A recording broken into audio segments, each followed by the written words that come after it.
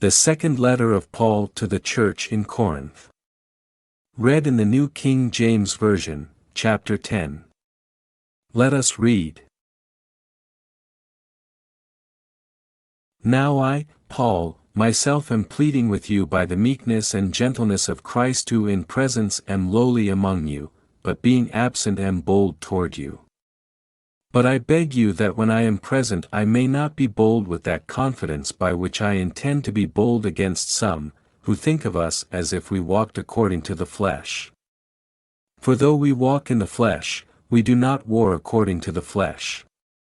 For the weapons of our warfare are not carnal but mighty in God for pulling down strongholds, casting down arguments and every high thing that exalts itself against the knowledge of God, bringing every thought into captivity to the obedience of Christ, and being ready to punish all disobedience when your obedience is fulfilled. Do you look at things according to the outward appearance? If anyone is convinced in himself that he is Christ's, let him again consider this in himself, that just as he is Christ's, even so we are Christ's. For even if I should boast somewhat more about our authority, which the Lord gave us for edification and not for your destruction, I shall not be ashamed lest I seem to terrify you by letters. For his letters, they say, are weighty and powerful, but his bodily presence is weak, and his speech contemptible. Let such a person consider this, that what we are in word by letters when we are absent, such we will also be in deed when we are present. For we dare not class ourselves or compare ourselves with those who commend themselves.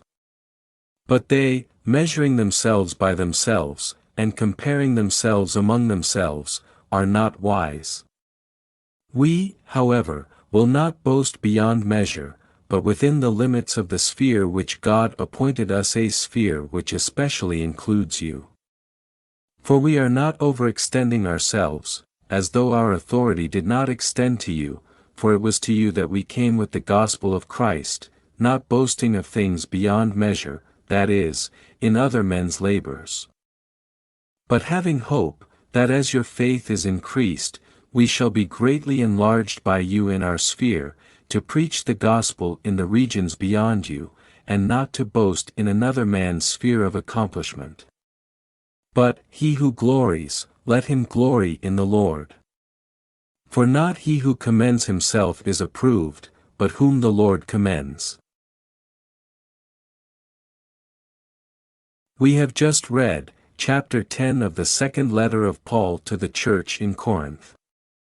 Praise the Lord for the reading.